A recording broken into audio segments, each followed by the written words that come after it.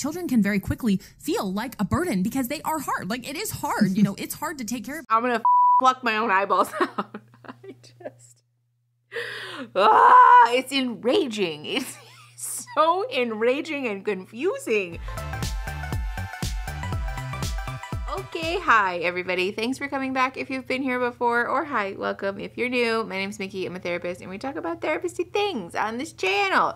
Today, we are talking about Girl Defined again because they made this awful video on their channel about, like, is it wrong to not want kids?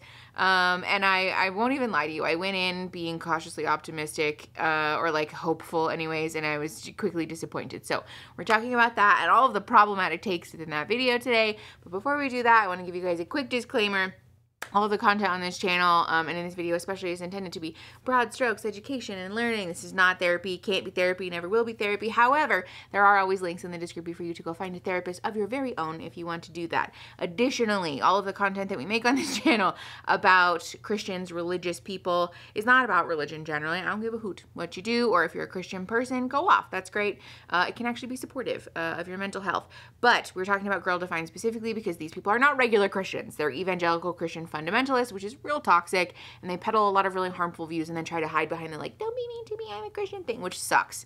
As a clinician, I take issue with people spreading misinformation and disinformation and being like, don't be mean to me. It's not. We're talking about that today. I think that's enough disclaimers. Let's just get into it. Wow, that actually made me dizzy. Are you serious? Honestly, me too a little bit. I was like... The retrograde begins. Okay, here we go. About, is it wrong if you do not want to have kids? It's been really interesting because I just had my second baby. I have a little boy and now a little girl. And I am telling you the amount of times that I have heard, oh my goodness, you're so lucky. You got your boy and your girl. Now you're done. And it's just interesting that people have assumed like 2 is like already plenty. And you already have a boy and a girl. So you're absolutely done. When I tell them like, oh, I mean, we don't know if we can have more, but we would love to have more. They're like, oh, wow. Okay. You know.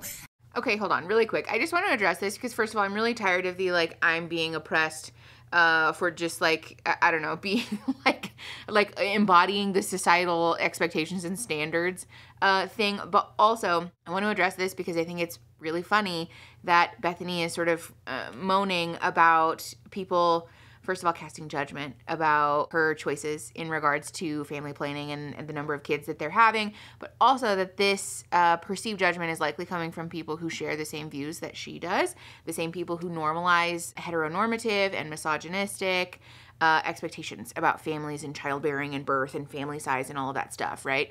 I think this is just a nice opportunity to highlight that even for people like Bethy and Kristen who try to embody all of the perfect identity characteristics that they peddle as being like the right way, they still receive judgment and they don't like it. It doesn't feel good when they receive judgment. So yeah, I just wanted to highlight that because it just feels a little funny, but also just important to highlight, so. And I just find it fascinating, just the culture around having children. And so I want to talk about not how many you should have, but is it wrong if you don't want to have any at all? Or is it wrong if you only want to have 2? You got your boy and your girl, hallelujah, you're through. I mean, is that okay? Let's jump into it. So on top of that, again, I just want to highlight, we say this in every video about Bethy and Kristen and like Girl Defined as an entity, but I'm just very confused about why these people have chosen to position themselves as experts on this topic at all. I don't think anybody, quite frankly, should give a fuck what Bethy or Kristen think about is the right way to have kids within their own religion. It's frowned upon and discouraged for women to be speaking prescriptively about the Bible and to be preaching because they're part of this very misogynistic and patriarchal culture that devalues and suppresses the voices of women. And so even by their own standards that they claim to be happy with, Bethy and Kristen shouldn't have a seat at the table in discussing things like whether it's okay or not to make certain decisions about family size. And so, like, there's just not a world where their advice, again, even from a patriarchal, misogynistic place, like, these people have no credentials, they have no degrees, they have no life experience, they have no right to be telling people what is right or wrong or okay or bad by virtue of the fact that they have no education or training, but also because, again, they've demonstrated a willful lack of desire to learn and be understanding or at least validating of other people's life decisions. And also because they regularly pivot their message to suit the decisions that they want to make. They have literally done this with purity culture. We've talked about that up here. And so there's just not a world where advice from these two is worth giving any credence to at all. Before we get any deeper in the video, I want to pause and say thank you to this week's sponsor, which is Native. Native makes daily staples like deodorant, body wash, and a whole bunch of other skincare products. I am obsessed with Native. You guys know that I live in the desert and it is so hot here. So especially during the summer, staying fresh and smelling good can be a struggle, and Native has really helped up my deodorant game. I am so excited to share with you guys the goodies that Native sent me. I'm so excited to partner with Native again because not only does their deodorant offer up to 72 hours of odor protection, their deodorant smells so good. This time we got citrus and herbal musk, powder and cotton, and coconut and vanilla from the Sensitive line. Native deodorant is aluminum and paraben free, and it's vegan and cruelty free, so we love that, but I also love that it's not sticky and it always feels dry while you're applying it. Aaron's fave has been the citrus and herbal musk, but my favorite has been the coconut and vanilla from the Sensitive range because it still provides 72 hours of odor protection, but with a baking soda free formula. Right now, Native also has their Fall Escapes collection with scents like vanilla and cactus flower and honey and saguaro, which I'm so excited to check out. Native was also kind enough to send us lotion and body wash, both of which are incredible, so highly recommend those. 3 deodorants would normally be $39, but if you use my link and code Atkins2, you can get them for $27, which is over 33% off. So go click that link, stock up and save, and show Native some love for showing me some love. Thanks so much to Native for sponsoring this week's video. Let's go ahead and hop back in. But this conversation is one that we all need to revisit because the mindset of our culture today, like you said, really is one of like, if you choose to have kids at all. What, is that bad? I just don't, like, I will never understand this commitment to, like, everyone should think and feel and do exactly what I think and feel and do. Literally, why? Even within Christianity, it is in, like, again, regular, healthy Christianity, this is and should be a normalized expectation that people will land in different places about these very personal, very serious life decisions, and that's okay. The Bible doesn't say descriptively or prescriptively that you must do things exactly the same way and that all Christian people are called to be like clones of each other. That's just literally not how it fucking works. And also too, just for what it's worth, from like a humanistic perspective, this shit really grinds my fucking gears as a clinician who helps people work through self-esteem stuff and identity development stuff, especially in deconstruction, because it really robs people of the sense of empowerment and like self-love that we deserve in honoring that our unique personhood matters, that it's special. I know that it sounds like a corny thing to say, but like you as an individual human being are unique and special and like a beautiful little ball of sentient stardust, and you deserve to be validated and to feel good about that and to not have two privileged and over critical white women telling you that like you should do things exactly the way that they think you should. Like it really is confusing to me that these people who are so whipped up about being pro-life and valuing the sanctity of life also want to strip people of their very humanity and uniqueness and like diminish the actual cool fucking part of being a human being, which is the unique experience that we all have, and yet we can still validate the other person as like being valuable and interesting and like good all in their own right, even if they have nothing in common with me. You know what I'm saying? Like I don't understand this. Sure to only have one or two. And like you just, I've seen articles of people who are shocked, like when Chip and Joanna Gaines from Fixer Upper, when they had their 5th child, I saw multiple articles of people like, how could they? Like, this is irresponsible to have so many children. Like, you know, all these things. I'm like, this is crazy. We are living in a culture where it's not like, you look at our parents' generation or the generation before that. Like, we're from a family of 8 kids, which shocks people. And if you heard that for the first time, you're like, what? Yes, we are sisters and there are 8 kids in our family.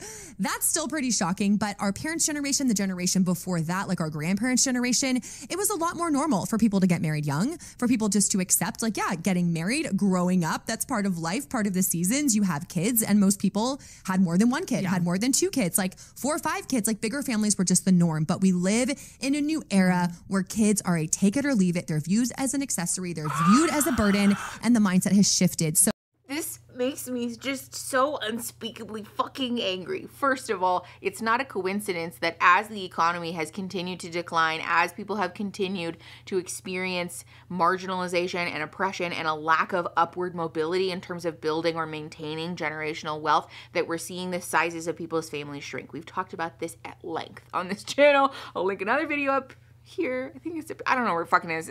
I'll link a video for you guys to watch where we talked about this, because a lot of what we see in terms of feedback about folks who are either delaying the onset of their first child or choosing to not have children altogether is that the economy is not a good time. Finding a partner is harder than it ever has been. Finding stability, safety, security, community is all so much harder than it has been in the past. And so it's not a fucking coincidence that a generation of people who were literally handed the keys to the economy, to the real estate market, to the job market, and who then kicked the ladder down behind them had more fucking kids than we do. Of course they did. Like, of course they did. Like, it really was not. But also, too, this, like, bemoaning of, like, why don't people get married young? I'm sorry. You mean, like, people not being forced into a legally binding agreement with someone who may or may not, probably is abusive, at the very least devaluing of them, and then trapping them in this illegal entanglement so that they can't escape? Is that bad? Like, we're upset. We're upset about the cultural relearning that women shouldn't be forced into domestic servitude by a legal agreement that they historically and culturally have had a lot less power and autonomy and agency in. Like, hello? This is what I'm saying. Like, sometimes too, when people talk about, like, oh, I think maybe Bethy or Kristen are deconstructing or they're learning and growing. No, they're not. No, they're fucking not. I refuse to believe that that's true because they actually get on their channel and peddle viewpoints like this, and they hide it, I think, a lot more effectively now by cloaking it in this, like, sort of cute, like, girly flower headband affect and, like, trying to pretend that, like, we're sexy Christians and so we're progressive. No, they're not. They still very much are bought into this culture that robs particularly women of their autonomy, of their agency, and discourages people generally from expressing their emotions honestly, from making life decisions that are safe or validating for them, and for people honoring their own unique nuance in their life. They're very committed to wanting to shame and judge and try to force people into doing things that the way that they think they ought to, just because they think it's God's calling, and that's simply not how that works. Even if you think like, yeah, I kind of know what I want. I kind of know what I believe. Like, we need to take a deep dive on this and really challenge our perspectives. Like, are they biblical? Where is our mindset coming from this on this? And it's really interesting because I have seen this reel. It's kind of gone viral, and there are multiple people creating different sorts of this, but it's basically of a woman standing, in front of the camera, and she's kind of dressed really classy, maybe kind of sexy. She's definitely before she is married. And so it shows that she's just like, I guess, thinking about the idea or imagining what married life would look like. And so she has a wedding ring and she's standing there just loving her life. And then she puts the wedding ring on, and all of a sudden the camera flashes to her, like, cleaning up all her kids' toys. And then she takes the ring off, and then she's back to, like, her single life or just, like, her engaged life or whatever, pre-kids. And then she puts the ring back on, and it's her, like, super exhausted in sweatpants, like, doing laundry. And then she takes it off, and it flashes back and forth between her life now, which is portrayed as very glamorous, so wonderful, so easy. And then her life fast forward, if she were to have children specifically, and basically how terrible it is, how exhausting it is, how she's basically losing her life. And then the little video ends with her taking off the wedding ring and throwing it in the trash can. And people love it. You should read the comments on it. They're like, yes, this is so great. This is so true. Like, oh my goodness, and First of all, if a piece of media like that exists, I can't find it. I actually did look. I literally don't know what Bethy is talking about. But also, if this is showing up on your FYP, Bethy, that is a reflection of you. All of our algorithms are curated for us specifically, and TikTok especially is particularly adept at showing us content that we either engage with, want to see, or that is similar to other content that we've consumed. So I'm just saying. On top of that, though, I just want to address this because we do actually have research to support or, like, discuss the phenomenon that exists, particularly for cishet women in, relationships with men, about what happens in terms of time, in terms of emotional labor. The concept of the mental load is not new. This is something that people have kind of talked to death in this sphere of the internet. I'll link some stuff in the description for you guys to look at if you want to. But it is a somewhat well-accepted truth that, again, particularly cishet women, upon marrying a man or entering into a long-term relationship with a man, oftentimes end up adding extra hours. Don't quote me on this. I think it's 7. I think it's 7 extra hours of daily work per week, meaning not 7 hours every day, but like over the course of a week, you're adding 7 hours of daily tasks to a woman's workload, to a woman's mental load, even without children. That's without adding children into the equation. It's just simply an unavoidable truth that living in a misogynistic and patriarchal culture, that women tend to bear the brunt of a lot of the societal expectations about housework, about organizing, about mental load, about caretaking, about all of these things that are deemed stereotypically feminine. And this adds up to, over time, a larger picture of lower relationship satisfaction, less time for yourself, generally less life satisfaction, and also potentially either an increased risk factor or an increased occurrence of mental health issues. This is a real fucking problem. Like, I really take issue with people talking about how sad it is that women don't want to do the things that they've done in the past, because it's quite literally harming them. Like, physically, mentally, spiritually, emotionally, this is harmful to women. And for people who seem to be really committed to celebrating the magic of femininity and the sanctity of life, we seem to have no fucking care or regard for how their cultural view is actively harming women and children also, but still prescribing this life view and this orientation as if it's the truth and the way, and also as if it's a good thing. Just really quick as a caveat, don't come for me in the comments. It is entirely possible to be in a cishet relationship and to experience high levels of life satisfaction, especially when you and your partner are committed to having open communication, to unlearning gender roles, to being clear and concise and open with each other about what you need, what you want. There's lots of wonderful resources. There are tons of people on TikTok. Casey Davis in particular, who's a licensed therapist, comes to mind in terms of how to combat this, how to address this, how to name this, and then move past this in a relationship. So don't fucking come for me about like, why would you say that all cishet people are unhealthy? Like, that's not true. That's not what I'm asserting. But again, it's just important for us to acknowledge the overarching theme in terms of our culture, which is that women are disadvantaged when we talk about cishet relationships. Sad to me that is the world that we live in, where those are the kinds of videos that go viral, because people are like, yes, having kids, it's such a drain. You lose yourself, you lose your life. You know, it's just the worst. It's just really sad to me that is so popular, and that is the message the next generation is handing down to the, you know, younger people. Like, oh yeah, I mean, and what if she does have kids one day? Like, oh, it was just a joke. You know, it's like, wow, like how sad that we view children as such a burden and such a, like, we're losing ourselves and it's just the worst, you know? I mean, that just breaks my heart. Yes, like the ball and chain jokes start with marriage. Like, oh, ball and chain, like you're going to be chained for life. Like you're entering this prison when you get married. Like that's the narrative of culture. First of all, these are jokes that people in their sphere of the internet make. This is a very misogynistic take that's particularly common in conservative hetero circles about, you know, losing your freedom, especially men, losing your freedom and being tied to the old ball and chain for the rest of your life. Like, I'm very confused about why they're pushing these two things together, because the call's coming from inside the house, babe. Marriage, and then children, it's even worse. It's like double ball and chain. Like, oh, if you're ever gonna have kids, like wait as long as possible. Like, freeze don't those get eggs. there. Yes, which is why it's so important as Christian women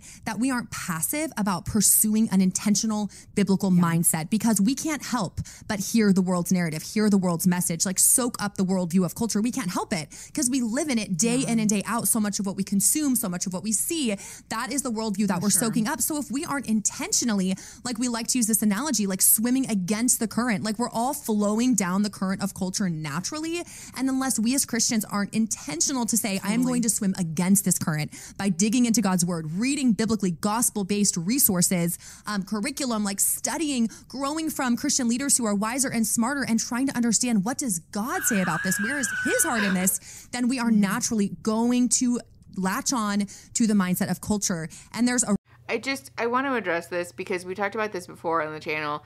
Bethy and Kristen's position about the capital T truth and the best way to live your life can best be summarized by saying you should suffer. Being a good Christian person includes suffering, includes anxiety, includes constant hypervigilance about your thoughts, your feelings, your behaviors, and being self-policing, but also policing in a community sense. We should be shaming other people, we should be shaming ourselves, and overall, we should be suffering.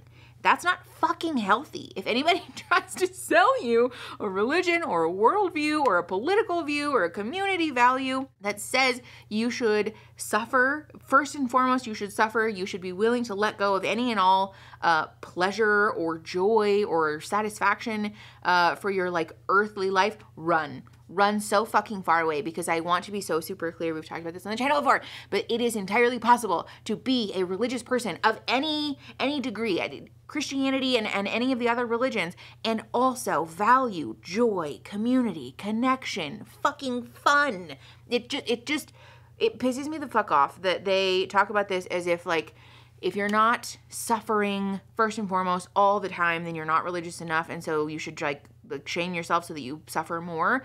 It reads very much as like, I'm miserable, and so I want to make other people miserable alongside me to validate my life decisions, which is not healthy. And also, this is not normal. I just want to be super clear about that if any religious institution tries to sell you this message that we're all miserable and it's for a good cause, and so therefore you should be miserable too, run the fuck away. Resource that you can actually get for free called Set. I've been thinking about the women that are upheld in our culture as like the gods of womanhood, you know, and it's really interesting because right now Taylor Swift is on tour, and there's been a lot of conversation about her from people who are obsessed with her and people who love her but disagree with her worldview. And it's been interesting to hear how people have said, you know, people who are Christians who really like her, who have come out and said like, you know, they almost wish she would get married and settle down and like have kids because then they could continue to relate to her music. And they're like, we'll always love you. We'll always be Swifties. But they were almost hoping recently that she would do that. And she didn't. And she kind of went through a big breakup and is kind of seeing someone else. And everyone's like, oh, we're here for it. We're here for the rebound relationship. But man, that would have been so cool. But I just think about it like, wow, this is a woman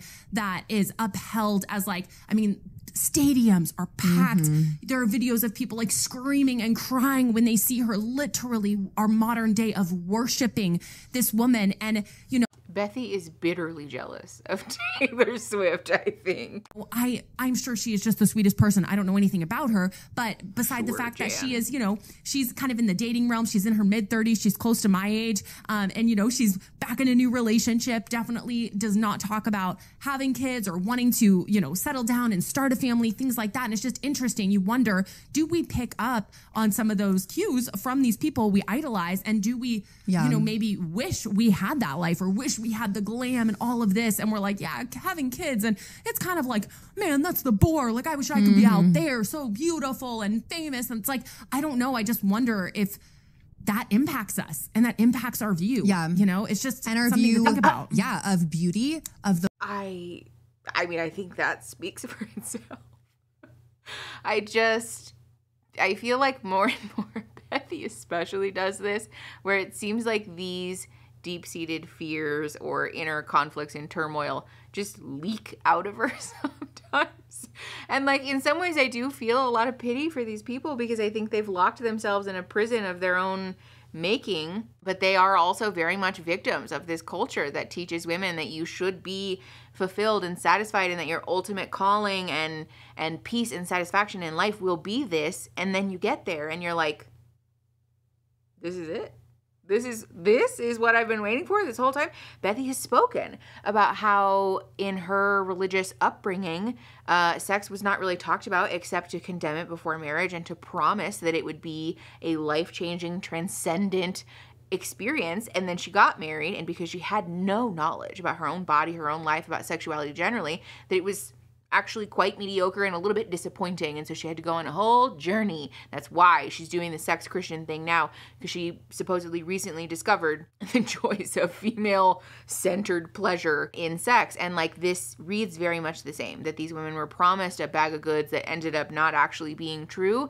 And so there is this concerted effort to double and triple and quadruple down on this life view to say, we're so happy, and also everyone else should be like us. We really want Taylor Swift to have babies so that I can listen to Taylor Swift songs that are about babies, because that'll make me feel better about my life. And like, again, I want to encourage people, I guess, generally speaking, if you are in a place where you're feeling a need to judge or like shame, or especially to try to push people to align their life choices with yours out of a desire to feel validated, to feel like I, you know, made the right choices or what have you, there could very much be some introspection to be done there. And I want to normalize this. This is a very human thing. We all go through phases of self-discovery and introspection, and that's very normal. But it does not give us the right to speak prescriptively about what other people should be doing, or that especially that they're wrong for doing things that make us feel bad about our life. Body. Yeah. Like, we had an episode recently all about that, of like the cosmetic industry and how radically our mindset and our goals have shifted as women, just with all these cosmetic surgeries that we have available, the way we view beauty. But even childbearing is viewed as a negative thing oftentimes, which is why surrogates are so popular now. Like, this whole booming business, we really want to have an episode on that sometime, just talking about that industry, how that's becoming so popular. Like, driving down the road and saw a billboard like looking for surrogates. I was just like, right, what? because women, I mean, and in some cases it's not just for physical beauty reasons, but in many cases, especially amongst celebrities, it's that idea. Like, I don't want having a baby birthing or even a C-section to leave scars, to leave, bust open my body. Like, I just want to preserve this perfect body, and children will mess that up. Or to mess up. One of the big ones recently was because she didn't want to have to mess up her work schedule. Yes, so that's she a was huge able one. to continue on with her life, have a surrogate. It wasn't for health reasons. It wasn't for any of that. It was literally so that her life wouldn't be inconvenienced with having to bear her own child. Right. So even the mindset of like children are a burden. This is such a judgmental take, and you would think that these two of all people would understand how deeply painful it is to have someone talk shit about not bearing your own child because they've both had their own trauma and issues with miscarriage. You think they would be a little bit more fucking sensitive about the language that they're using, but what a surprise. They're actually just really hateful. Don't have them until you have to have them. There's even this mindset of like control, of like, okay, well, I want to have children when I'm ready. And then once I'm ready, I'm going to have them on my schedule, my time. It really is still so selfish, all about me. And then if you can afford it and you're apparently a celebrity and you can have someone else carry your baby so that you can continue on in your career. I mean, like, wow, things have taken such a downward spiral. And the last fucking person on goddamn planet Earth that I want to listen to talk about privilege and wealth are two people who came from a very well-to-do and privileged family. If you're not at all familiar, the Bayard family is very well off. They did not struggle in their childhood at all. And so the last fucking people to be throwing shade at celebrities are people who have no earthly fucking concept of what poverty or marginalization looks like. But on top of that, the assertion that having kids in a time, in a way, in a community, in an environment that works for you, that's safe for you, is selfish, is so fucked up. Listen, there's a separate conversation to be had, I think, about the medicalization, I guess, of birth. Don't get me wrong, there are very much problems with the way that the modern medical field handles, especially like female healthcare and obstetrics and gynecology and the whole thing. That's a separate issue and a separate conversation that should be hosted ideally from a feminist perspective and in honoring the experiences of the people who are being affected, but also this attitude that like it's selfish to have kids in the way that you want them also speaks to this cultural value that you should not question the way that essentially men, the leaders of this community, have told us that we're supposed to do things, right? For a lot of these people, that includes a value about letting God be in control of your womb and deciding how many kids you have, unless, that is, you end up being infertile, having recurrent miscarriages, having fertility issues, and then totally fine, completely normal and okay to seek medical intervention about getting pregnant, fertility doctors, and doing all of this other stuff. They've both spoken about their experiences with these things. And so first of all, it's very hypocritical, but second of all, just speaks to this, again, like larger cultural value within their community that women generally are discouraged and shamed for wanting to make decisions that value their well-being and that center their wants and their needs. Just to be super clear, if you don't want to have kids, all of that is morally neutral. That's up to you. That's your own life choice to make based on your own set of circumstances. But if you are a person who wants to have kids, choosing to have them in a time, in a way that makes sense for you is your God-given right. That is your right as a fucking human being. You're allowed to decide what you're doing with your own ding-dang body, your own life, your own finances, your own schedule. That's nobody's fucking business. And it just is such a weird take for these people to have such a strong opinion about what other people are doing when it affects their life goose egg fucking percent. Like big fat fucking 0% does this affect their lives, and they're really upset about it. My opinion, a very dark turn.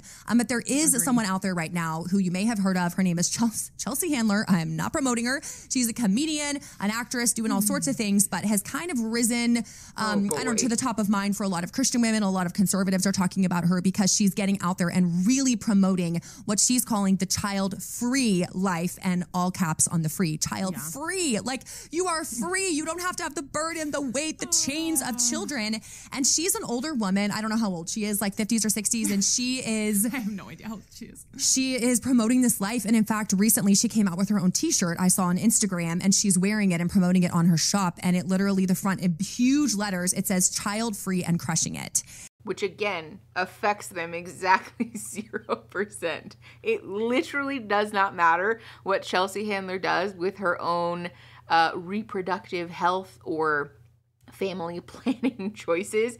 A, because Chelsea Handler doesn't know that these people exist, but B, because the choices that anybody else makes about their life, their health, their family have nothing to do with each other. Unless someone is directly involved in your life, it's not your fucking place to say or to be really whipped up about the individual choices that people are making, especially about healthcare. Like, it affects your own body. It's not for anybody else to say. And her whole mindset is that you don't have to have children. Like, yes, traditionally that's been the norm for women. Correct. You know, having children doesn't define a woman, which Correct. I agree with. There is some truth in that. It isn't the ultimate pinnacle of womanhood by any means. No. That's not what we see in scripture. But it's this negative, secular, totally anti-child mindset of like, they are a burden. Like, ooh, you know, like, For look some how people, they free are. I am. And she has videos of her like showing how free she is, how she doesn't have the burden. She's sipping her wine. She's not waking up to crying babies. Look how Sounds amazing great. this life is, like that reel that you talked about. Yes. That other one. And they're kind of joke. They're definitely being comedic It's more, about yes. it, but it's like they're for sure like this Absolutely. is what they're promoting. You know? Yes, absolutely. I want to address the like children are a burden thing, because I think there is some truth to this. I want to be super clear. If you're a person who has kids, wants kids, values them, that's all your choice, your prerogative as a hopefully adult human being. And it has nothing to do with what it has nothing to do with my life, right? However, I do think that it's disingenuous to make this assertion that children are never a burden, should never be a burden, when like the truth, again, especially in this like very late stage capitalist society that we're living in, the reality is that children are very expensive. They can very much be a financial burden on a family. This is why I think it's incredibly important for people to be able to make their own healthcare decisions, for example, about whether or not they're going to keep or continue or carry a pregnancy. But on top of that, the time, the energy, the emotional bandwidth that is required to effectively and safely raise a child should not be understated. I think it's important, again, for people who seem to give so many shits about the sanctity of life, they really don't seem to value how important it is that parents be in a good place to be their best selves when we're embarking on the journey of parenthood. Parenting is fucking metal, y'all. Like, it's real fucking hard. As a person who has helped people in like recovering from childhood trauma, and as a person who has also supported parents in trying to unlearn their shit and trying to be their best selves for their kids, I can assure you this is a very, very difficult journey to embark on for some people, and we should not be understating that just because it makes me as a Christian girly feel good that other people are having babies, because again, it affects you 0%, but on top of that, the potential fallout of doing this incorrectly, of doing this poorly, of like really fumbling the bag in a severe way when raising kids is so severe. Like, this is sometimes lifelong work that people will have to embark upon to heal the wounds that have been inflicted on them during childhood. And I want to be super clear. It's not common for folks to just like accidentally inflict their kid with lifelong trauma and like really severe traumatic wounds. Like, that's not necessarily happening all the time. But also, it is a universal truth that I would argue no one escapes parenthood without accidentally harming or traumatizing your kids in some way. The truth is that there is no perfect parent, like there are no perfect people, and so we will accidentally sometimes hurt our children or hurt the people that we are caregiving for, because it's impossible for us to be perfect. And don't get me wrong, accountability and modeling apologizing and creating meaningful repair and connection around that can go a whole long way in mitigating the harmful impact of that. So it's entirely possible to come back from the mistakes. But this assertion that like kids are not a burden and so just like don't think about it, just have them, is so fucking dangerous. Absolutely. And so an article on today.com, Chelsea Handler literally said, in America, and honestly everywhere, motherhood is treated as a woman's central purpose in life, as if our destiny is to let a tiny stranger rip a hole through our Pikachu, i.e. the lady parts down low, from the inside out. Childless women are seen as unfulfilled, unhappy. Even the Pope has slammed us, saying that not having children is selfish. It's important to know when you don't have the skills to raise a baby. You know, instead of shaming people, we should say, oh, good for you for knowing that you shouldn't have a baby. And she goes on and on just talking about this mindset of like, again, how free the child-free life is, how if a woman doesn't feel like she wants to have one or should have one or isn't capable of having one, like taking care of a baby, that it's perfectly good. And she's kind of like rallying women to say like there's a new genre of women who could have children but are intentionally choosing not to, and it's a free and beautiful life. Okay, I do agree with her on something though. I know. So she did say something true. She said, motherhood is treated as the central purpose in life, as if our destiny destiny. And then she goes on to talk about letting them rip through our bodies. But that is true. As Christian women, becoming a mother, having children is not the most important thing about us, and it is not our ultimate calling. We as Christians are called ultimately to do everything for the glory of God and to make disciples. And, you know, motherhood is a beautiful and high calling, but it is not something that should define our ultimate identity. It is not something that we should be like, I must have. I mean, we even see in the Bible, who is it? Is it Rachel that talks about give me children or else I die? God gave her the first one, Joseph, and then she's like, oh wait, no, before Joseph, she said, give me children or I'll die. I'm really bad with the lineages. And Sorry. Who had who? Sorry. Wait, Rachel? Rachel, yes, Jacob. So she said, give me children or I'll die to her husband, Jacob. Yes. Then God gave her Joseph. And then as soon as God gave her Joseph, she said, the Lord blessed me with this one. Now give me another one. So basically, like, even having one wasn't enough. Sure? Yes. Okay, I'm really bad with my lineage. Okay, but anyway, the point is that it is true. I know. I'm really bad with like Bible facts and memory. My husband Dave is so good at it. Like, if there is like a Bible trivia competition, Bible bunkers buzzing in the name of the Lord. He will win. And I'm like, I promise I read the Bible and have been a Christian a long time. I'm just really bad with like facts and like all that. Anyway. I wanted to highlight this point. I thought about cutting this out, but I just want to highlight this real quick because even the people who are platforming themselves as like, we are uniquely suited to interpret the Bible's message, to inform you and instruct you about how to be the best biblical woman that you can, don't know the details of these stories. And like, don't get me wrong, it's a lengthy piece of text. There's a lot of detail in it, like no judgment for, I guess, not knowing every single small teeny tiny detail from the Bible. But I do think it's worth noting that like in preparation for this discussion, we didn't even bother to like draw up this piece of scripture to have it on hand. We also didn't like, I don't know, want to cut this out and like research it real quick before we talked about it. This is again, just like a mark of people who are not actually very equipped or certainly not credentialed to be instructing anybody about how to do anything. I can 100% find satisfaction in Christ and fulfill my purpose in him without having children. So that is so true. And I have grown a lot in that, but that doesn't mean like that desire goes away. Like I still have it, but I've had to balance it. And like you said, there is a ditch, even in infertility, of valuing something so much. Like, Rachel, give it to me or I'll die. Like that's how bad I want it. But really making sure that our hearts are centered on Christ. And then even in motherhood, if he does give you the gift of children, like having the right heart focus that your motherhood, like that season of life is all consuming, right? Like now as a mother, I'm like, woo, this takes a lot of time. Homeschool mom. My kids are still young. Homeschooling. Well, I mean, the young years have their challenges. Homeschooling has its challenge. Any season of motherhood has its challenges. It's sacrificial. You're pouring out constantly, but making sure even in that it doesn't become my identity. Like, okay, now I'm a mom.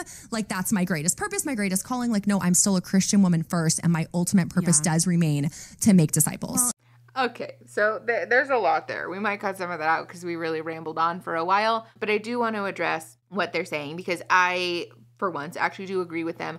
No one identity characteristic should be our whole identity. We've talked about this on the channel before, except that Kristen and Bethy assert that being a Christian woman should be your whole identity, which is a fallacy. That's not true. It is entirely possible to integrate your religion, your faith, your spiritual orientation into this whole and complex picture of like a actual well fleshed out humanhood, personhood rather. But I also want to address I was going to say insinuation, but it's like an outright allegation or statement, I guess, that the calling of Christian women is to make disciples. And so that's the purpose of having kids, be it through like biologically, physically bearing a child or by adopting or some other means. This is problematic, again, for people who seem so whipped up about honoring the sanctity of life and who level these accusations at non-Christian, non-conservative people of like not caring about the value of human life. These people really dehumanize their own children and their own babies, like literally and metaphorically, by talking about them as an accessory. This is for a lot of child-free people the crux of the issue, that having a child feels very overwhelming. It feels very heavy, the responsibility of that. And so there are a lot of people like Chelsea Handler, myself included, that have made the decision that having a child is not an emotionally safe thing for me to do. It's something that I don't have the wherewithal or the bandwidth or the resources or the community or enough of a desire to do in order to be the safe and validating and present person that every child deserves. I think there is a big difference in the way that they're characterizing child-free people as saying like, ew, fuck all kids, we hate all all fucking kids. And like some people do feel that way, right? Which is valid. You're allowed. Because again, it doesn't affect anybody else's fucking life if you don't want to have your own kids. But besides that, I think it's disingenuous to assert that all child-free people are doing it because we just like want to light babies on fire. Like that's just simply not true. A lot of people who have chosen to not have kids have done it out of a compassion, out of like making a logical and well-reasoned choice about their own lives, their own capabilities. I got distracted. But anyways, the point that I'm trying to make is that a lot of child-free people have made a very like well-reasoned out and logical choice about their decision to not have kids, not from a place of hatred, but from a place of honoring what we want and need, of honoring what children actually deserve. And so this take that like, no, motherhood is not your ultimate calling, but it is a really important part of creating disciples is actually very dehumanizing and also is indicated in the research about what we know in terms of like unhealthy ways to view parenting. Viewing your kids as an extension of yourself, as like one of your limbs or like a pawn or a thing to you is really unhealthy. It can be damaging to your relationship with your child, but can also create a whole host of issues in terms of that child's self-esteem later on. I can personally vouch for this as someone who helps people work through this trauma all the time. It does a number on your self-esteem, your self-efficacy to have your parent view you as not a separate and autonomous being, but rather as an extension of themselves, almost like a pet or a toy. This is very damaging. And I really want to discourage people from viewing parenthood in this way because, again, the calling of parenting is sacred and important and something that should be treated with a great gravity because you're affecting a whole ass fucking human being's life and beyond that, because this person will eventually enter into a community of their own. They may very well find a partner, choose to have their own kids, choose to create like chosen family, relationships, friends, community, and all of that trauma that you're potentially inflicting on your kid by dehumanizing them, by treating them like an accessory, and by treating them like their ultimate purpose is to glorify you will affect all of those people as well. It's not a thing that we should be normalizing treating kids like fucking pets because it just, whatever, I already told you, it's a problem and I don't like it. And it can be very, I don't know, disillusioning, whatever you would call it, where you're like, this is something I want so much. And then you become a mom and it is really hard. Like being a mom is not easy. And if you don't have the mindset of like, it is my job to disciple these children, to love them sacrificially like Christ, children can very quickly feel like a burden because they are hard. Like it is hard, it's hard to take care of. I'm going to fucking pluck my own eyeballs out. It's enraging. It's so enraging and confusing the way that they just like face first into the point and still fucking don't get it. It is so frustrating. It's a little funny, but it's also frustrating to me that these women are, I'm going to let them finish their sentence and then we're going to talk about it. Tiny human that is fully dependent on you, that, like Absolutely. I have a 3-year-old boy and then I have a 5-month-old girl, and it is just, he especially is figuring out his independence and figuring out his own voice. And, it is hard sometimes and patience doesn't come. And I have to, say sorry to him and repent before God and even ask him for forgiveness because I lose my patience and, I get frustrated. I don't know if you ever do that with your boys. I'm so patient all the time. But it's hard. And so either way, like you have to go into motherhood and you have to go into desiring children, I think, from the right place, or it can become very overwhelming. And I don't think in our own strength we are cut out for it. We do need God's grace and his just kindness flowing through us and that servant-hearted perspective to thrive in that role. Yeah. I want to address this because these people who have openly admitted that having kids was one of their deepest desires in life. It was something that they've had to actually try not to make an idol out of being a parent or having kids. They wanted this really, really, really fucking bad, right? I think it's also worth noting that these people have a pretty large community. They said it themselves earlier. They have 8 siblings. They have double sets of grandparents. They have a church. They have community. They have a pretty robust community in terms of support, in terms of creating support around raising and rearing a child, right? These people also have a pretty well-supported, financial status and all those things. These people have privilege out the ass, right? privilege out the ass and they really, really, really fucking wanted to have kids. And even they are having a tough time with raising kids because kids are difficult, because kids push your buttons. Kids have a funny knack for pushing on your own unhealed trauma buttons without you realizing it, and that being a whole thing you have to work through on your own time. And I want to be super clear. This is not because kids suck. It's not because kids are fucking terrible, right? It's because they're babies, because they don't know what the fuck they're doing, because they're not yet fully grown. They're still needing a lot of support and guidance and help to figure out how to manage their own emotions, about how to manage their own behaviors. They have no impulse control at a certain point of their development. Kids are labor intensive, and this is by design. It's important. This is why it's important to go into parenthood, if you want to be a parent, with the attitude that this will be a difficult thing, that this will be something that requires a lot of my time, my attention, my emotional bandwidth. And so why then would these people who have all of the societal and environmental factors aligned honor that, like, yes, we have all these things aligned, we are even having a hard time with it, but also if you don't want to have kids, you should still have them. Don't worry about it. If you don't have money, if you don't have community, you don't have support, you don't want kids, you're having feelings or doubts about them being a burden, do it anyways. Hello? Are we not acknowledging that these people who went into this knowing full well that this is what they wanted, that they had the supports to do this, are still having a hard time, but yet they want to try to force people into this who don't want this, who don't have the factors aligned, who don't have privilege out the ass to support them in raising children? Like, hello? How on fucking planet Earth are they not willing to acknowledge that this potentially leads down the road of children being traumatized? Like, again, for people who complain on and on about the sanctity of human life and how important it is to value the individual human being, these people seem to be actively advocating for things and policies that regularly, commonly disadvantage children, put children at risk, and create life satisfaction risks for everybody fucking involved. I love what John Piper says. I'm going to read a quote here from him where he's talking about the fact that children are a blessing, but often viewed as a burden, and just like some interesting ways to think about it. So he says, children are a blessing from the Lord. See Psalm 127. This is plain in the Bible. The modern resistance to having children as though they get in the way and are a pain in the neck is a sign of cultural corruption and selfishness. And so if that is your motive for not having kids, no, you are not obeying Jesus. If you are viewing children as that kind of pain in the rear end and you want to go on and do your thing without the encumbrance of having to care for kids, then you have an attitude that isn't biblical. But then he says, I would never commend childlessness the way the world commends childlessness. But there may be kingdom reasons for not having children. And I don't think those reasons can be elevated to normative or absolute. So we shouldn't require that of anyone, just the same way I don't elevate the creation order to absoluteness like you must have children. So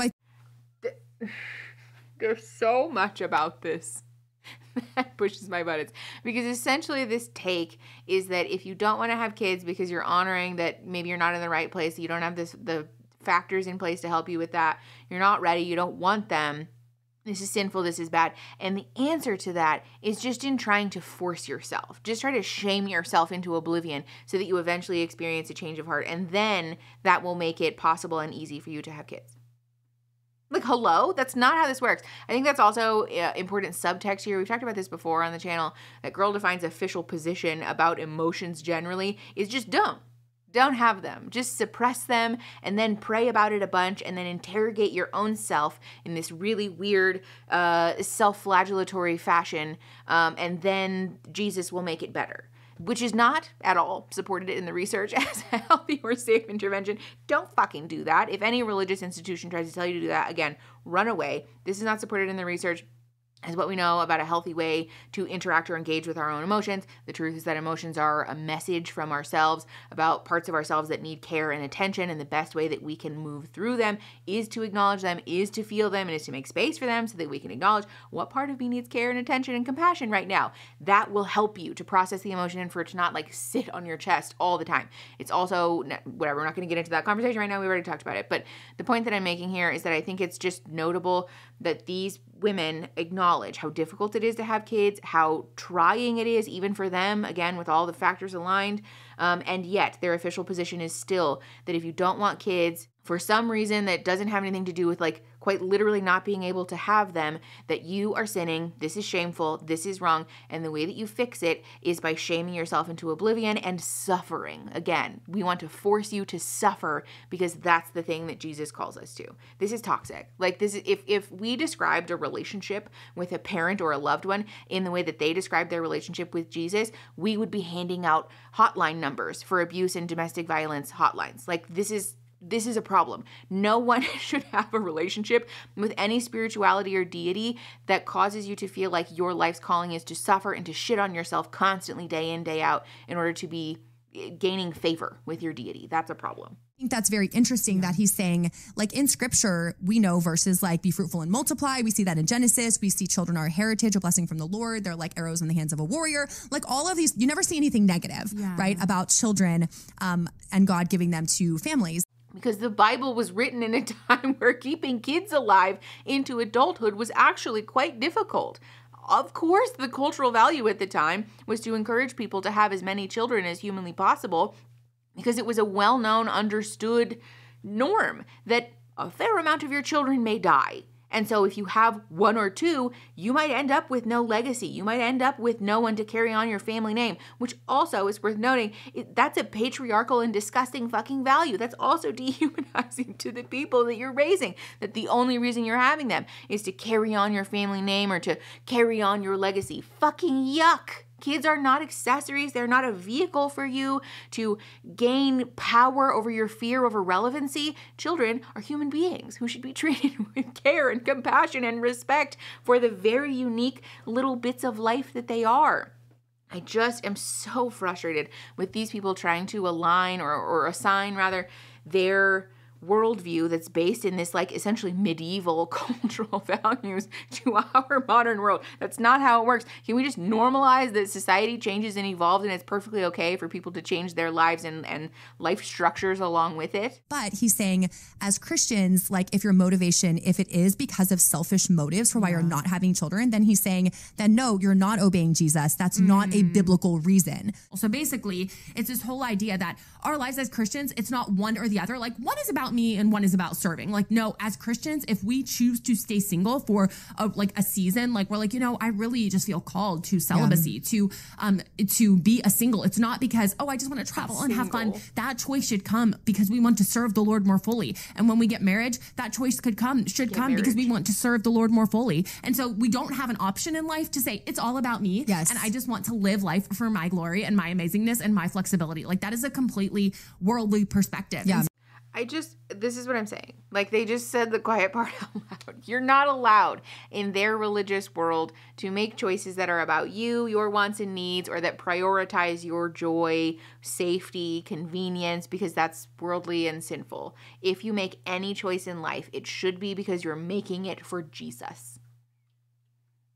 Like, hello? This is not healthy. I really want to encourage people to honor that the life choices that you make can very much play a role in honoring your faith, in integrating that into your life, in wanting to honor whatever deity you worship, right? And also that there will be times in your life where we're required to make decisions that are about our wants and needs, and that's okay. You're not selfish. You're not shitty. You're not mean. You're not childish. You're not wrong or bad for wanting to experience joy, for wanting to experience pleasure. I just really feel the need to drive this point home because as a person who has helped quite a few folks work through deconstruction issues and the shame and identity issues that come along with that, the amount of times that I have said that sentence in session is like innumerable. The teaching that actually happens for folks in surviving cultures like this is that no, in fact, you don't deserve to get struck by lightning for wanting to find something funny, for wanting to experience a momentary pleasure, for wanting to eat food that you like to eat, for wanting to watch a movie that you want to watch and it doesn't glorify the deity that you're supposed to be worshiping. The impact, like the long-term impact of the way that these people speak about religion and about God, it cannot be understated. This is life-stealing. This is literal life-stealing, life-changing trauma that people survive, and it makes me so fucking mad that they assign this to people as if it's a worthy and noble cause. It's fucking not. It's not. This is so fucking mean and cruel and hateful. It is entirely possible to be a religious person or outside of religion to be a good person and to also want to experience joy and pleasure and fun. And I am really irritated by their staunch position that it has to be one or the other. Either you're a godless heathen who's self-serving and only chases, disgusting, depraved desires, or you're held above the rest and you're just a better person and you're just like, bathed in the light of God. That's not how life works. Nowhere do we have the option to just be all about us as Christians. So when you think about getting married or you think about staying single, it's like, wow, my perspective should be about furthering the kingdom of God, making disciples, and that can happen as a single or as a married woman, but that should be our perspective. Yes. Oh, amen. I clap to that. And the perspective in that is that my job is to make disciples. My life is not about myself, but about building God's kingdom, sacrificing my time, sacrificing my desires, just like Christ did for the good of others. I want to talk about this also because I think it's important to unpack what self-sacrifice and martyrdom actually leads to in relationships. These women can piss and moan all day about how noble, how Christ-like, how holy it is to be this self-sacrificing and martyr type of person is. But the truth is that more often than not, this leads to resentment in relationships. This leads to a difficulty with communicating, with actually experiencing connection. And it also leads to sometimes like a deep feeling of depression, of worthlessness, of hopelessness, of isolation, because being the person who constantly has to cut off pieces of yourself to keep the fucking machine running is sickening. It's sad. It doesn't lend itself to any level of life satisfaction. And I don't give a fuck how many times they try to say this, because first of all, again, as the person who has been in the room helping people recover from this type of thing, I can personally vouch for the fact that the people who are most outspoken about how much they love being the martyr actually have a really fucking hard time managing their mental health and their own identity. And also that this, as a cultural value, like from the research, what we know, this leads to negative outcomes in relationships and life satisfaction. It's not a coincidence that once we gave people, particularly women, the agency and autonomy to make their own decisions about whether they wanted to be legally entangled with men, especially in heterosexual relationships, that it's happening less and less. This self-sacrificial, I'm so holy and like holier than thou attitude isn't real. This is not real. Please don't let people like this gaslight you into believing that you should actually enjoy chopping yourself up into little bits to make people feel like you are worthy of time or love or affection. The truth is that you are worthy of love, affection, respect, connection, community, all on your own, all by yourself, without having to put your needs last, without having to treat yourself like dog shit to make other people value you. This is unhealthy, this is abusive, and this is another byproduct of this misogynistic and patriarchal culture that devalues and dismisses the lives and the wants and needs of women. But one of the things I was struggling with was like, am I going to be able to handle this? This could be so hard. My whole life is going to be turned upside down. What if they have issues and struggles that I don't know how to deal with? Like, how am I going to get through this? And I remember reading in this book that I've recommended a lot, Adopted for Life by Russell Moore, where he talked about so often the reason we don't say yes to something. For me, it was adoption. For you, it might be saying yes to having kids, is because we're scared of how hard it's going to be. And we view the hard as bad. But he went on to say that the hard isn't bad. It sanctifies us. It grows us. It gets us to think about someone other than ourselves. When we pour out, we are more like Christ. And it's in that crucible, in that challenge, in that valley, in that trial that God grows and changes us. And that's exactly what Candace Waters says here. No. Okay, no. First of all, they're saying the quiet part out loud that like the way to be a good Christian person is to just prioritize how often you're suffering, which is not true. And also we're selling this fallacy that human growth, that self-actualization, that moving towards a better version of ourselves only happens when we are in the mud, when we are trudging through the depths of hell. And that's not true. It is entirely possible for people to experience a whole bunch of character growth, identity development, just growth generally as people. And for that to be it's trying at times. It can be really difficult, but it doesn't always have to be. Sometimes change is just gradual. Sometimes change is like your hair growing. You don't even notice it. And then you look back 6 months ago and you're like, who's that person? I don't even know who that is anymore. That's very normal. We should be willing to acknowledge that not all change, not all growth, not all positive character development has to be hard fought. That's not true. The other thing that I want to highlight here is that yes, making decisions that are guided solely by fear is not an ideal outcome for a lot of people. I think we should normalize this in some capacity though, because the reality is that we are going to do it sometimes. And like, what are you going to do?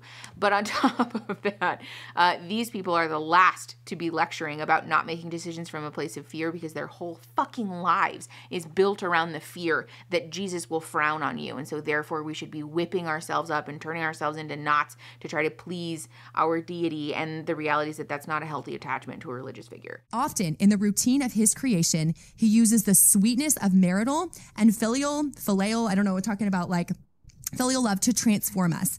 It is not easy, but ease is not our aim.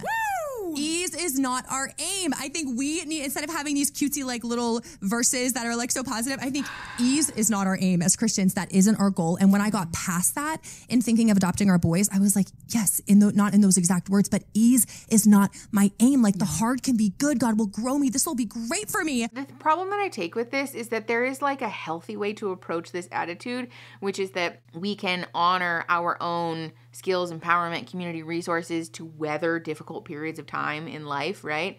But empowering people, encouraging people, lifting people up, providing people with support to say like, yes, this is going to be difficult. Yes, this is a thing that makes sense to be afraid of. And also, I've got your back. I know that you're great. You've got your own back. You've got a community of people who are here to help you and that we can work through this together, right? That feels very different than saying like, yeah, it's going to be hard, but ease is not our aim. What, are you afraid? Are you afraid of your hard things? You shouldn't be afraid. I thought you were a child of God. Don't be afraid of the hard things. Like, that's so mean and unnecessary. There is a way, I think, to embrace this attitude that like running away from things that are hard might not suit us sometimes, but doing that from a place that's empowering, that's validating, that's helpful is a whole lot more effective. First of all, shame's not a very reliable motivator when it comes to long-term change, but also that lends itself to higher levels of life satisfaction. There is a couple more minutes of this episode. Some of it is wrap up. Some of it is more quotes from shitty religious people, and we're going to call it because I'm tired. I think you guys also get the gist. This whole position that they take about kids and like whether it's wrong to not want kids is like so shitty and ill-informed from almost every angle. I think it's clear that Girl Defined has a pretty offensive track record that speaks for itself in terms of the way that they view people and life and our collective humanity. And so I really want to discourage people from taking their advice, obviously, but also from engaging with their content in any way. It only serves to prop them up, to give them a leg to stand on when they get things like sponsorships and book deals and merch deals and whatever. So I want to encourage people to avoid engaging. There's lots of places that you can be aware and like snark on their online activity without providing them with a digital thumbs up, essentially. So that said, if you like the video, subscribe to the channel. We do talk about stuff like this, and we also do a fun pop culture moment every now and again, so I'd love to have you stay for that. And then share the video to help the channel grow and to help each other grow, and I will see you guys next Saturday. Okay, bye.